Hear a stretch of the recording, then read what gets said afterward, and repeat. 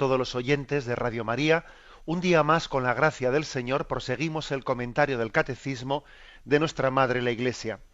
Queremos concluir hoy la explicación de la sexta petición del Padre Nuestro: no nos dejes caer en la tentación.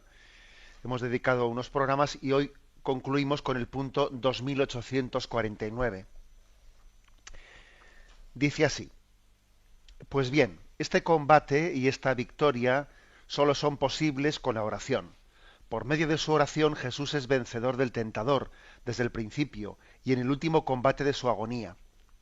En esta petición a nuestro Padre, Cristo nos une a su combate y a su agonía. La vigilancia del corazón es recordada con insistencia en comunión con la suya. La vigilancia es guarda del corazón, y Jesús pide al Padre que nos guarde en su nombre. El Espíritu Santo trata de despertarnos continuamente a esta vigilancia. Esta petición adquiere todo su sentido dramático referida a la tentación final de nuestro combate en la tierra. Pide la perseverancia final. Mira que vengo como ladrón. Dichoso el que esté en vela. Bueno, este es el punto que vamos a ir desgranando como acostumbramos a hacer. La primera afirmación de este punto 2849 del Catecismo. Este combate y esta victoria solo son posibles con la oración. Estamos hablando de no nos dejes caer en la tentación. Entonces, aquí se explica por qué pedimos a Dios no nos dejes caer en la tentación. Porque quien no entienda que la ayuda de Dios es necesaria, pues diría, pues no lo pidas, hazlo, ¿eh? Hazlo, que, que es un poco la concepción voluntarista pelagiana. Pelagio, que me habéis oído hablar de él, fue un monje del siglo cuarto, quinto, si no me equivoco, que era del norte de África, mejor dicho, bueno, era de Roma, aunque luego estuvo también en el norte de África. Y Pelagio, pues era un asceta, era un hombre de una constitución muy fuerte, un hombre con un autodominio de sí mismo muy grande, que claro, fue tentado pues por la soberbia. A cada uno suele ser tentado allá por donde le aprieta el zapato, y este hombre pues era difícil que fuese tentado por pereza, porque era un hombre que se había acostumbrado a tener una autoexigencia muy grande, un autodominio, era un hombre penitente, asceta, que hacía todo tipo de una vida muy exigente, etcétera, todo tipo de penitencias, de mortificaciones. Y entonces, claro, pues Pelagio, cuando ve que los cristianos tenían la costumbre, y San Agustín, ¿no?, tenía la costumbre de pedir a Dios la gracia, pedir la gracia para no caer en la tentación, pues entonces él dice, vamos a ver, no seamos vagos, ¿eh? No se lo pidas a Dios, hazlo tú, eso está en tu mano, eso corre de tu cuenta. Dios te ha dado una voluntad libre para que luches contra la tentación. Luego no te escudes en que tú no tienes la gracia y tienes que pedírsela a Dios para vencer la tentación. Lucha y hazlo tú, que eso está de tu mano. Dios nos ha dado una ley que es para todos y tenemos una voluntad capaz de poder acometer, ¿no?, el cumplimiento de la ley de Dios. Y claro, entonces San Agustín, que es el que tiene la controversia principal contra Pelagio, le dice, tú invocas a Jesucristo como un buen ejemplo para que nosotros le imitemos, pero nosotros en Cristo no solo tenemos un ejemplo, sino que es que Él nos da la gracia también para luchar. Jesucristo para nosotros no solo es un ejemplo, sino que es la gracia. Sin su gracia, nosotros no somos capaces de luchar, porque nuestra voluntad está debilitada por el pecado original y debilitada por nuestros pecados personales. Es decir, que aquí es muy importante la doctrina referida al pecado original que claro, que nosotros no lo hemos recibido químicamente puro, sino que está ligado a nuestros pecados personales, ¿no? Está fortalecido por ellos, aunque también está debilitado, lógicamente, por la fuerza del bautismo, ¿no? Entonces, digamos que lo primero es tener conciencia, o sea, realismo antropológico, ¿eh? conciencia de que el hombre tiene capacidad de luchar contra el mal. O sea, Dios nos ha dado una voluntad que es libre a pesar de nuestras limitaciones, pero es una libertad no absoluta. No tenemos una libertad absoluta, es una libertad que está dañada por el pecado y que tiene que ser sanada por la gracia. Luego, lo primero es conciencia de la responsabilidad, pero de la debilidad al mismo tiempo. De la debilidad que no nos excusa totalmente, porque tampoco es cuestión de decir, ah, claro, como soy débil, como estoy herido por el pecado, pues entonces no tengo responsabilidad. No, tampoco es eso, porque nuestra debilidad no es total y absoluta, seguimos siendo libres. Pero claro, es una libertad pues que al mismo tiempo está herida. Bueno, por eso, en primer lugar, ¿no? Conciencia de debilidad. Y en segundo lugar, conciencia de que en nuestra vida no, no caminamos solos, que Cristo camina junto a nosotros, que el Espíritu Santo nos está asistiendo, que es Él el que lleva las riendas de nuestra vida. Y cuando uno tiene conciencia de esto, pues dice, bueno, es que por eso hago oración. Yo hago oración por estos dos motivos. Porque soy débil y ¿a dónde iré sin su gracia? Y en segundo lugar, hago oración pues porque Él vive, Cristo vive y camina junto a mí y yo no estoy solo. Él lleva las riendas de mi vida. Lleva las riendas de mi vida. O sea, es decir, claro que yo soy libre, claro que Dios me ha pedido que conduzca mi vida, pero al mismo tiempo que conduzco mi vida soy conducido. Y las dos cosas son verdad. Tenemos que conducir nuestra vida siendo conscientes de que Él tiene un plan de amor y que el Espíritu Santo nos acompaña, nos asiste, nos conforta. Y entonces, bueno, pues he aquí por qué. Dice aquí, la primera frase del catecismo que estamos comentando es esta, ¿no? Este combate y esta victoria solo son posibles con la oración. La oración es básica. Es pedirle a Cristo que se haga presente en mi vida.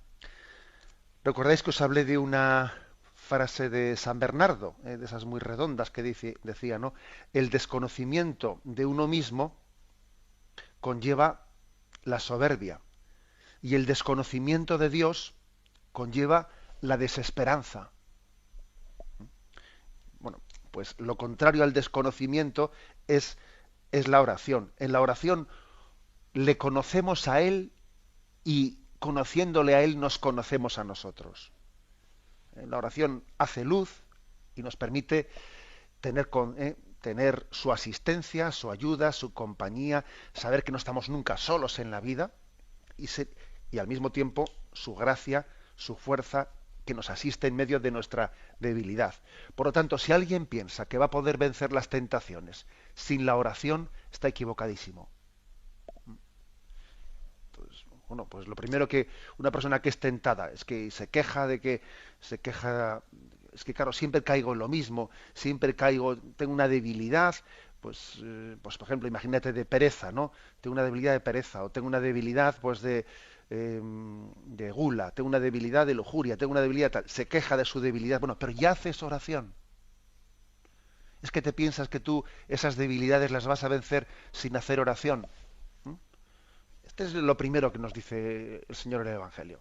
Pero hombre, empieza la casa pues por los cimientos. No te quejes de tu debilidad si no haces oración.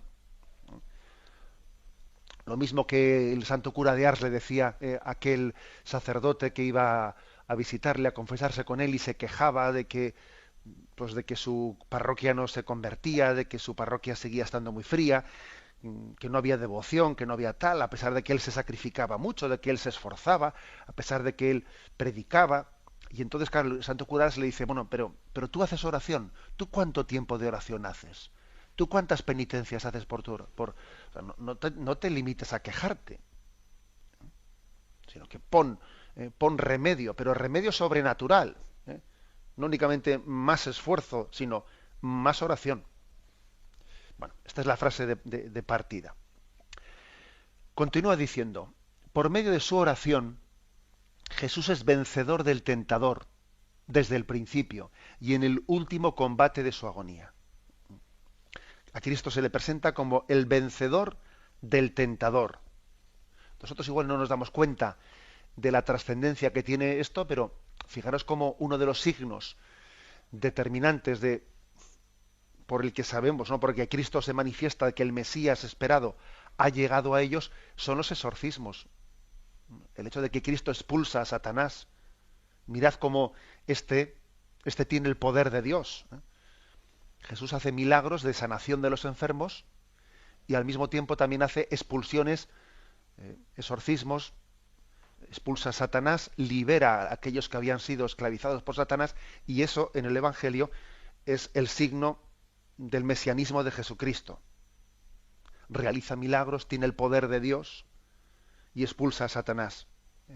Fijaros cómo hay muchos pasajes evangélicos en el que los poseídos eran descritos como esclavizados por Satanás, ¿no? Eran llevados por él, se hacían daño a sí mismos, ¿eh?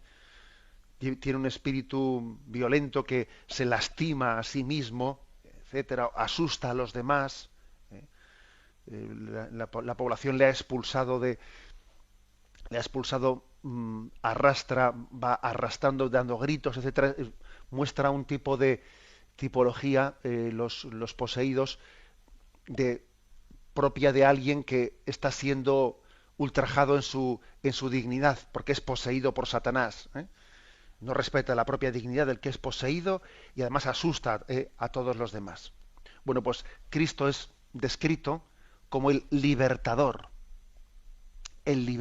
¿no?, de los poseídos, y lo hace con una soberanía absoluta frente a Satanás.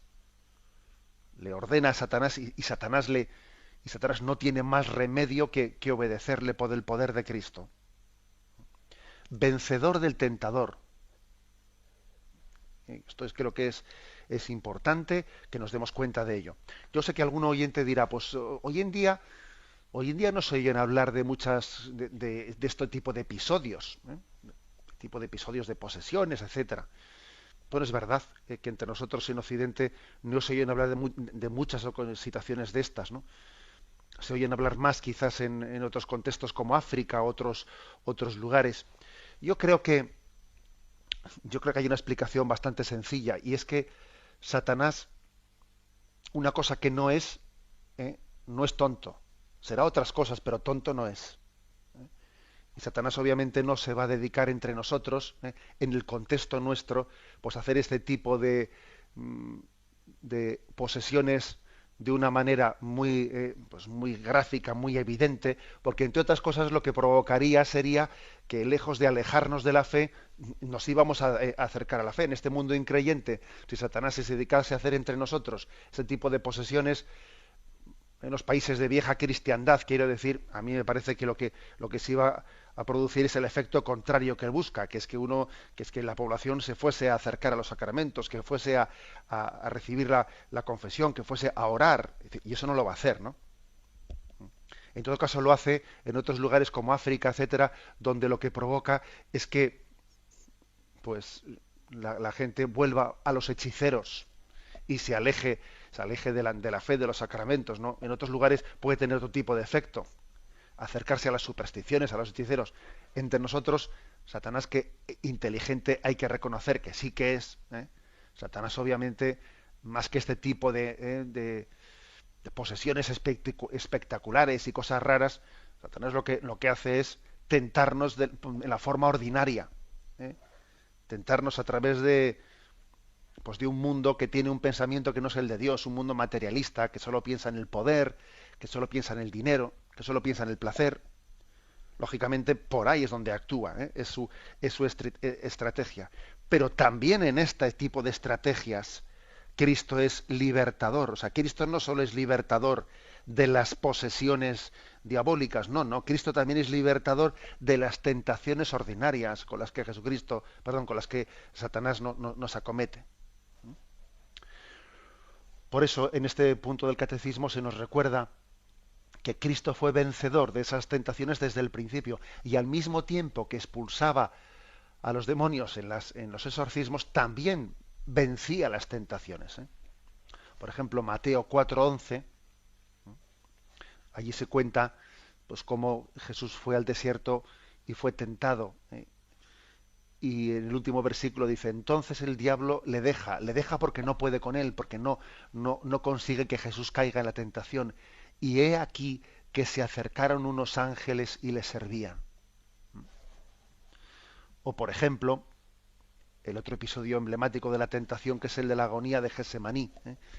Que es Mateo 26, 36, 34.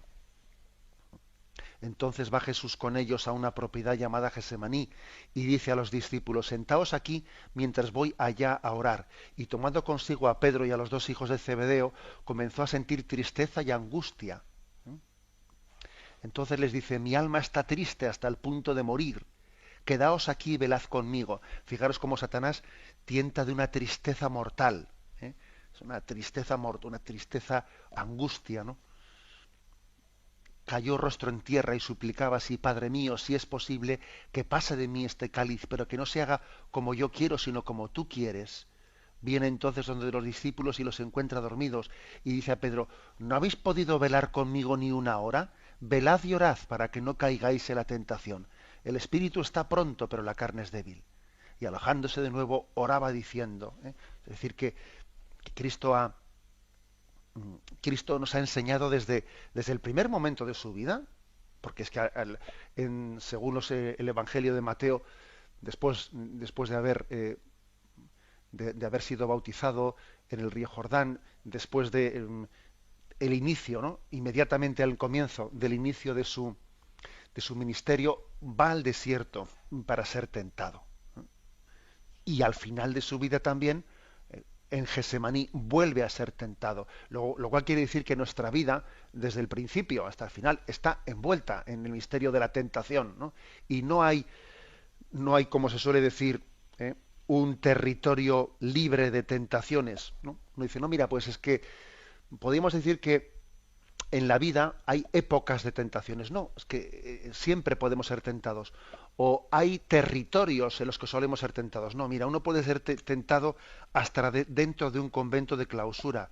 Claro que puede ser tentado. Preguntárselo, ¿no?, a las almas contemplativas. Uno puede ser tentado incluso hasta en el momento que está dentro de la iglesia. Claro que puede ser tentado. O sea, no hay territorio libre de tentación. No hay tiempo libre de tentación. Desde el primer momento de su vida hasta el último momento de su vida, Cristo afrontó las tentaciones y en ello, ¿no?, siendo vencedor del tentador, en ello nos liberó, ¿eh? Yo creo que una manera muy, muy hermosa y muy real, ¿no?, de invocar a Jesucristo es invocarle como nuestro libertador. Cristo mi libertador, ¿no?, que me libera de las esclavitudes y que me ayuda a vencer las tentaciones. Tenemos un momento de reflexión, ha sido asumida de alguna forma por Jesucristo. Él ha cargado sobre él la condición humana con su debilidad, con su vulnerabilidad. Él ha tomado de nosotros la debilidad para que nosotros podamos tomar de él la fuerza de la gracia para superar la debilidad. Esto es algo que es un misterio que afirmamos sin entender muy bien el cómo, porque uno dice, bueno, ¿y eso cómo es, ¿no? ¿Y de qué manera tiene lugar eso de que Jesucristo asuma nuestra debilidad para que nosotros tomemos de él su fortaleza? Pues mira, es que hay cosas que nosotros no tenemos la capacidad de explicar el cómo, pero sí podemos afirmar el qué, aunque el cómo sea un misterio que nos supere, pero sí lo afirmamos claramente, ¿no? La fe católica afirma que Cristo, en su encarnación, al asumir la condición humana, ha sido tentado, ¿sí?, y todos nosotros estábamos siendo tentados en él. Y todos nosotros estábamos venciendo en él las tentaciones. Es como si él hubiese querido sentir, asumir todas las tentaciones que la humanidad ha tenido. En esas tentaciones de Jesús en el desierto, en esas tres tentaciones, me lo habéis oído explicar en alguna ocasión, están como resumidas las tentaciones de toda la humanidad. ¿Mm? Recordáis que explicamos en una ocasión que incluso Dostoyevsky, hablando de ese pasaje del Evangelio, dice que en las tres tentaciones de Jesucristo están resumidas como las tres P's, las tres P's, las tentaciones de toda la humanidad, la P del placer, la P del prestigio y la P del poseer, las tres P's. El placer, cuando le dice, haz que estas piedras se conviertan en pan, porque tú estás ayunando y obviamente lo que quieres es romper el ayuno y dar rienda suelta a lo que te pide tu carne, que en este momento es comer y es beber, ¿no? La tentación del placer. La tentación del prestigio o del poder, si queréis, ¿no? Que es cuando le dice, tírate del pináculo del templo y que tus ángeles te cojan y entres en Jerusalén bajado por las manos de los ángeles. Fíjate tú, si no hubiese entrado Jesucristo pues como un auténtico triunfador bajado del cielo, cogido por sus ángeles, ¿no? En vez de entrar montado en un borrico humildemente. Es la tentación del prestigio, del poder, que Cristo también rechaza. Y la tentación del poseer. Todas estas riquezas te daré, todos estos reinos te daré si postrado me adoras. Todas nuestras tentaciones han estado presentes en estas tres tentaciones que sufrió Jesucristo. La tentación del placer, la tentación del poder o del prestigio, y la tentación del poseer o del materialismo, ¿no? Y también su victoria, su victoria es para todos nosotros. Hay como es llegar al máximo la encarnación, la unión con nosotros. Cuando Cristo toma de nosotros nuestra debilidad para tomar nosotros de él su fortaleza. Bien, dice aquí, nos une a su combate, nos une a su agonía, nos une a su victoria, lógicamente. Y continúa, bueno, perdón, aquí hay un pasaje al que se nos remite, es el pasaje, el punto 540, que es interesante. Dice, la tentación de Jesús manifiesta la manera que tiene de ser Mesías, el Hijo de Dios, en oposición a lo que le propone Satanás y a lo que los hombres le quieren atribuir. Es por eso por lo que Jesús venció al tentador a favor nuestro. Es curioso esta expresión, ¿eh? Jesús venció al tentador a favor nuestro. Pues no tenemos un sumo sacerdote que no pueda compadecerse de nuestras flaquezas, sino probado en todo igual que nosotros, excepto en el pecado. Me quedo yo con esa expresión, ¿eh? Cristo ha vencido al tentador a favor nuestro. Es decir, que su victoria no queda aislada, ¿no? Sino si tú te unes a su victoria, participas de ella. Participas de ella. Eso es como cuando uno forma parte de un equipo de fútbol, hay uno que mete el gol. Bien, vale, él mete el gol, pero es un gol a favor de todos los del equipo. Entonces decimos, hemos ganado. Pero no se dice, ha ganado el que ha metido el gol. No, no, el equipo ha ganado. Entonces Cristo nos ha hecho partícipes de su victoria. La ha vencido a favor nuestro. Bueno, continúa diciendo, la vigilancia del corazón es recordada con insistencia en comunión con la suya. Esta es otra afirmación que da un paso más. Jesús nos pide que tengamos vigilancia del corazón. A ver qué significa, ¿no?, esa expresión, que es muy gráfica. O sea, estar vigilantes. Saber que el centinela tiene el deber de estar cuidando de todos los que están durmiendo. Y los otros tienen derecho, ¿no?, a dormir tranquilos porque saben que está el vigilante cuidando de ellos. Bueno, pues así en nosotros tiene que haber una parte de nuestro ser que repose tranquila, porque hay otra parte que está vigilando. Las dos dimensiones, fijaros bien, forman parte de la vida espiritual. Podéis encontrar pasajes en los que se nos llama a descansar tranquilos, abandonarnos en manos del Padre porque estamos cuidados por Él, Dios lo da a sus amigos mientras duermen, ¿no? O sea, hay pasajes bíblicos que nos invitan a dormir y a descansar abandonados en Dios que cuida de nosotros, y hay otros pasajes que no son contradictorios, ni mucho menos, que nos invitan a vigilar, a estar en vela, ¿m? A no dormir, porque no sabemos en qué momento vendrá el tentador, vendrá el enemigo. Y las dos cosas son ciertas, ¿eh? Es decir, que tenemos que descansar tranquilos, porque al mismo tiempo tenemos que estar vigilantes y en vela, ¿eh? Es frecuente que que en los evangelios haya pasajes que pueden equivocadamente parecer contradictorios y son verdaderamente complementarios. Bueno, vigilancia del corazón, ¿eh? Se nos remite aquí en el punto del catecismo algunos textos. Por ejemplo, Marcos 13:9, también 23, también del 33 al 37, que dice: pero vosotros mirad por vosotros mismos. Curiosa esta expresión, ¿eh? Oye, cuida de ti mismo, mira por ti mismo.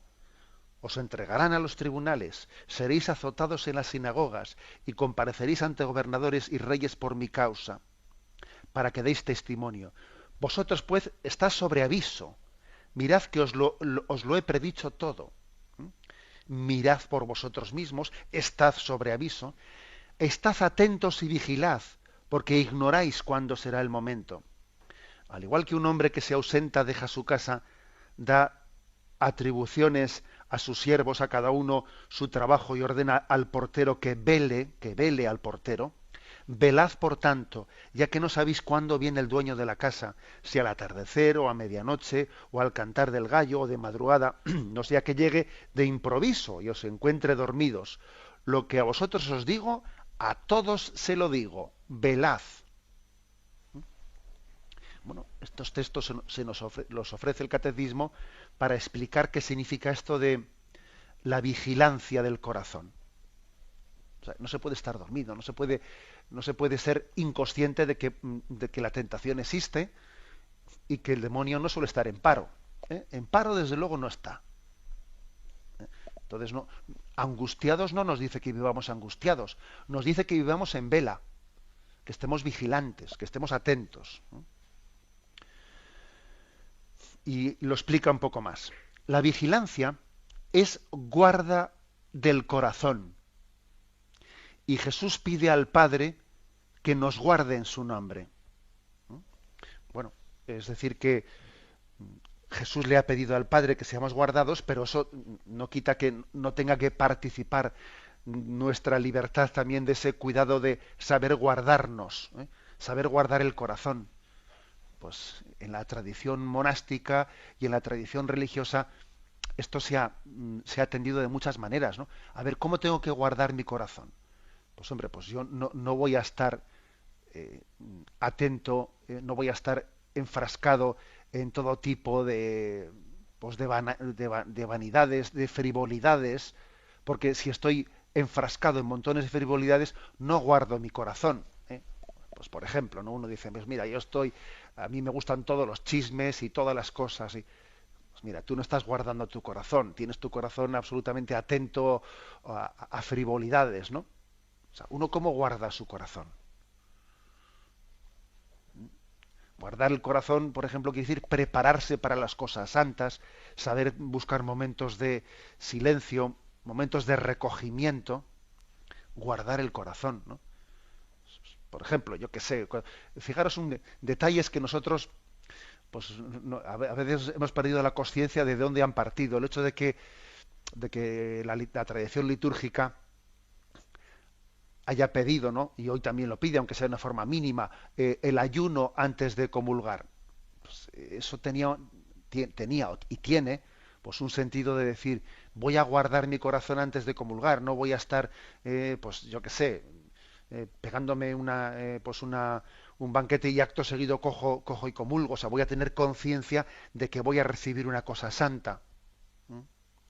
O lo mismo, pues si yo voy a hacer un rato de oración y estoy aquí viendo pues una tontería en televisión, no estoy guardando mi corazón. Luego voy a ir a la oración y voy a estar pensando todas las tonterías que he estado viendo en la televisión. Bueno, guardar mi corazón.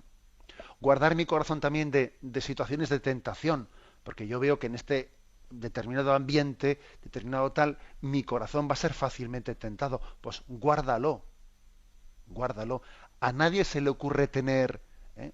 Pues imaginemos una cosa, ¿no? Si a ti te dicen que vas a pasar por un barrio en el que están todos, hay un montón de ladrones que te tiran del bolso, etcétera, a nadie se le ocurre pasar por ese barrio con un bolso ahí, pues en plan llamativo, y dándole vueltitas al bolso. No, a nadie se le ocurriría hacer eso porque dicen, salgo de este callejón sin bolso y desplumado, vamos, ¿no? Y desplumada. Bueno, si somos conscientes de que pasando por un sitio tengo que guardar pues unas joyas o un bolso, ¿cuánto más tengo que guardarme yo? Guardar el corazón, ¿eh? O sea, preservarlo de situaciones de tentación. Uno dice, pues mira, yo sé que si me meto en este tipo de cine me hace daño.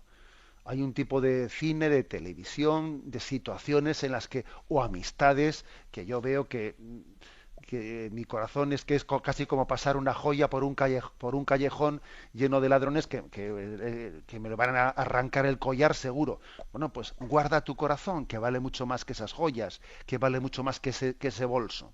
¿Mm? Guardarlo en el sentido externo e interno, ¿eh?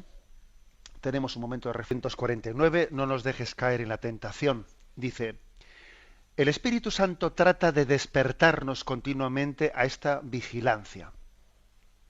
Aquí vienen unos textos que dicen, velad, manteneos firmes en la fe, sed hombres, sed fuertes. Colosenses 4:2, sed perseverantes en la oración, velando en ella con acción de gracias.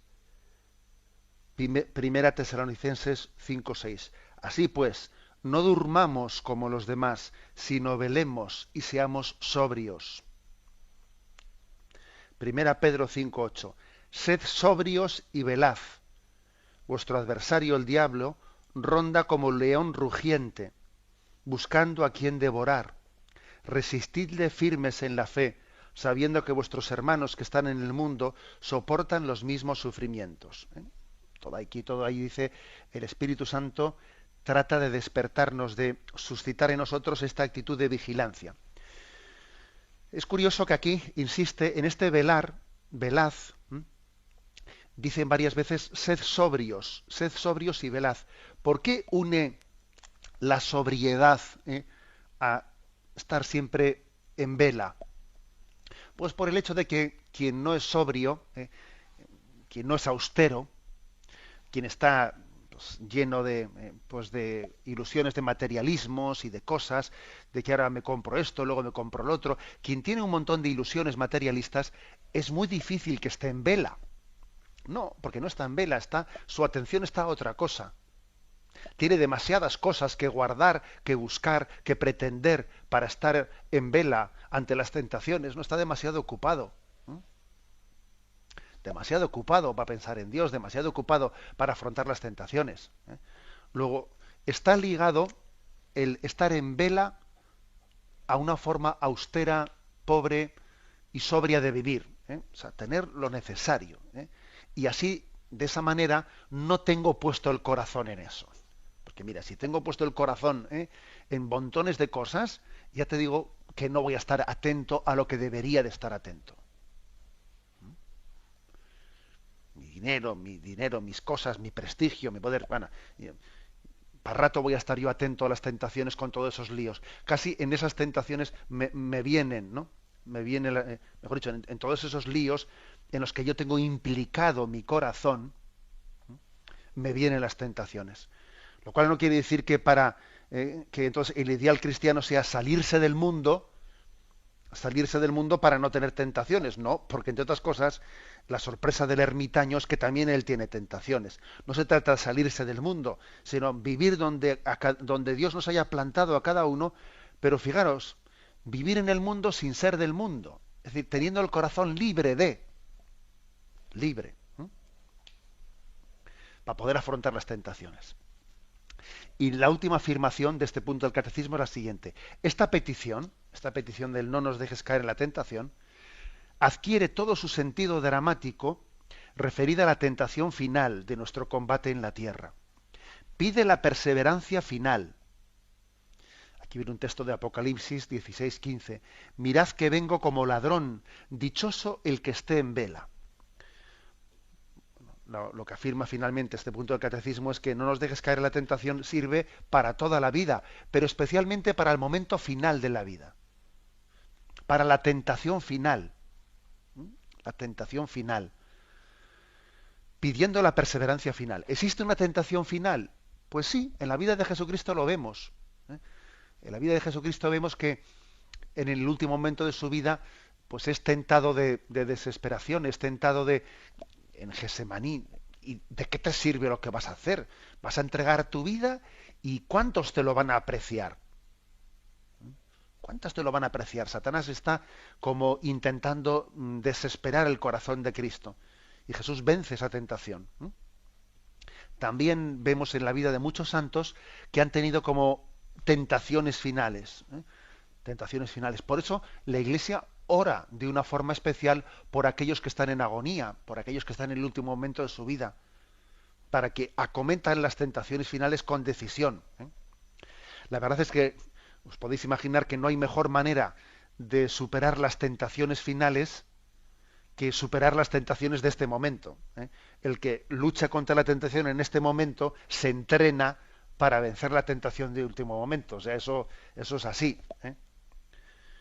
Y desde luego el que no haya luchado nunca contra las tentaciones, pues la verdad es que va a ser, no, o sea, va a ser difícil que en el último momento de su vida tenga la capacidad de luchar, vencer las tentaciones. Una de las gracias principales, ¿no?, que pide un cristiano, por no decir la principal, es la perseverancia final. Así lo llama aquí. Pide la perseverancia final. Señor, que te sea fiel en tu seguimiento hasta el final de mi vida. Que no sea hoy sí y mañana me he cansado. Que esto ocurre mucho en nuestra vida, ¿no? La falta de perseverancia, de constancia. Señor, que yo sea perseverante hasta el final. Que las tentaciones últimas que pueda tener en mi vida sea fiel. Y hay que decir que esto es un don, es una gracia. Es una gracia. ¿Por qué? Porque una cosa es que el hombre tenga unas facultades naturales capaces de luchar y de vencer incluso tentaciones, pues en el momento presente, ¿no? Pero o en determinados momentos puntuales de su vida. Pero claro, vencer las tentaciones siempre y hasta el final y en todo, eso es algo que supera nuestra capacidad humana y por eso pedimos la gracia de la perseverancia final. Eso es algo que decía Santo Tomás de Aquino en su Suma Teológica. Él dice, el hombre tiene una capacidad natural de cumplir algunos de los mandamientos durante un cierto tiempo, pero cumplir todos los mandamientos y durante toda nuestra vida hasta el final, esa es una gracia que tenemos que pedir porque supera nuestra mera capacidad humana. Pedimos, por lo tanto, la perseverancia final. Y concluye el catecismo con este versículo del libro del Apocalipsis. Mira que vengo como ladrón, dichoso el que esté en vela. La palabra vengo como ladrón hace referencia a ese pasaje evangélico. Si supiésemos a qué hora viene el ladrón por la noche, estaríamos atentos. La verdad es que hay dos expresiones que pueden parecer bien contrapuestas, ¿no? Hay un pasaje como este que hemos dicho, en el que se describe la muerte como la llegada de un ladrón que no se sabe a qué hora llega, pero también está el pasaje de las 10 vírgenes, de las doncellas que esperan la llegada del esposo. Y unas se habían quedado sin aceite y otras habían cuidado de tener aceite para la llegada del esposo. Entonces, vamos a ver, ¿no? Entonces, ¿cómo describimos la muerte? ¿Como la llegada de un ladrón o la llegada del esposo? Porque fíjate que son dos imágenes bien distintas. Las dos imágenes son ciertas. Cristo es el esposo. Luego la muerte es la llegada del esposo. Fíjate, esta vida es un noviazgo que termina en boda. Y la boda definitiva La boda definitiva eh, se, se presenta el momento de la muerte. Hemos tenido distintos esposorios con Jesucristo, ¿no? El primer esposorio con Jesucristo es el bautismo, ¿eh? Pero el último esposorio será el de la muerte, el del momento del encuentro con Él. O sea que tenemos que esperar a Cristo como esposo, ¿eh? Pero al mismo tiempo es ladrón en el sentido de que no sabemos cuándo va a llegar, ¿eh? Que es imprevisible. Y en este sentido pues es el que se insiste: velad, vivid en sobriedad, atentos a su llegada, teniendo lámpara suficiente en el, teniendo aceite suficiente en la lámpara, y pidiendo en todo momento la gracia de la perseverancia final para vencer las tentaciones. Bien, hemos concluido este apartado, que es un apartado de 4 puntos que explicaba el no nos dejes caer en la tentación, y pasaremos el próximo día a la última petición del Padre Nuestro: y líbranos del mal. Damos paso a la intervención de los oyentes. Podéis llamar para formular vuestras preguntas al teléfono 917 107 700. 917. Hola, buenos días, monseñor. Mire, soy Ángel de Madrid. Adelante, Ángel. Entonces era como una pregunta, no tiene mucho que ver con lo de hoy, pero es que es un problema personal de mi padre. Se encuentra con una enfermedad muy grave. Entonces pues yo estuve hablando con mi madre con respecto al sacramento de la unción de enfermos. Y bueno, pues mi madre se puso al principio reacia y porque claro, no quería admitir, y claro, ve mi padre y dice: ¿cómo va a ir el sacerdote allí? ¿Qué va a pensar tu padre y tal? Bueno, pues total, que yo la convencí y fuimos al párroco, que precisamente era conocido de mi madre, eran paisanos y eso. Y entonces pues sí, quedó el párroco en que iba a acercarse y le iba a dar la unción y tal, y bueno, para que no fuera un trauma para él, y pues claro, porque el encontrarse en ese estado y ver, y él no sabe la gravedad que tiene, ni mucho menos. Bueno, pues hubo un malentendido y entre las horas y tal, y total, que no pudo, al final no fue, y le ingresaron al día siguiente a mi padre, y ayer precisamente le operaron, y entonces pues no pudieron darle. Entonces yo en la operación pues ya le han dicho que es muy grave la cosa y que es cuestión de semanas. Entonces yo la duda que tengo, porque claro, yo no quiero actuar por mi cuenta, es mi madre. Ayer le dije mira, yo creo que a papá habrá que darle no sé si en este caso ya la unción o la extremunción, porque tampoco sé mucho de lo que necesita.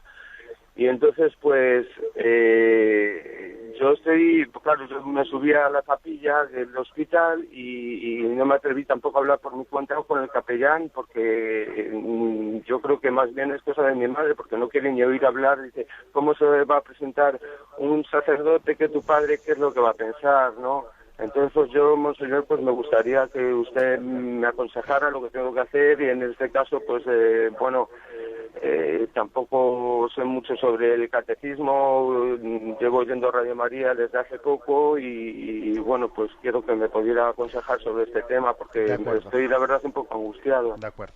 Bueno, lo primero es que oramos por su padre y por la familia, y basta que usted haya intervenido aquí por la radio para que será una ocasión para que todos nos unamos a esa oración. La Iglesia lo hace diariamente, pide por los enfermos y pide por los que están en los últimos momentos de su vida, por los agonizantes. Bueno, en primer lugar, explicarle una cosa, que es que no existe como 2 tipos de sacramentos: el sacramento de la unción o de la extrema unción. No, solamente existe un sacramento. Que sí que es verdad que conviene recibirlo pues cuando el enfermo tenga, si es posible, pues una mayor capacidad de poder estar atento a recibirlo, pero incluso puede ser también recibido cuando él, incluso si estando en el hospital, incluso aun estando en coma podría recibirlo. Con lo cual, ¿cuál es mi consejo? Bueno, pues que igual que usted hizo esas gestiones para que el párroco fuese a casa, que luego al final no llegó a tiempo, etcétera, pues en los hospitales suele existir un servicio de capellanía. Pregunte por él explícitamente, y seguro que el sacerdote aparecerá, y si no también el mismo sacerdote de la parroquia podría ir al hospital. ¿Cómo abordar el tema con su madre? Pues mire, yo le diría que esté tranquila, que los sacerdotes están muy acostumbrados a este tipo de situaciones y que hacen este tipo de encuentros, los hacen con delicadeza. Los hacen con delicadeza.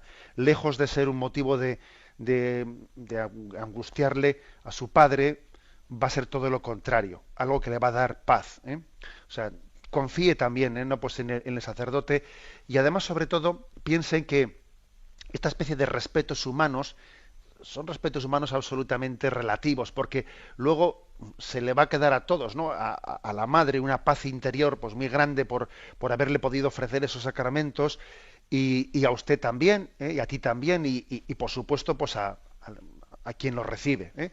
Yo creo que hay que vencer esos respetos humanos y además confiar en que quien da la gracia de ese sacramento sabe hacerlo con delicadeza. Le vamos a encomendar. Damos paso a un siguiente oyente. Buenos días. Hola, buenos días.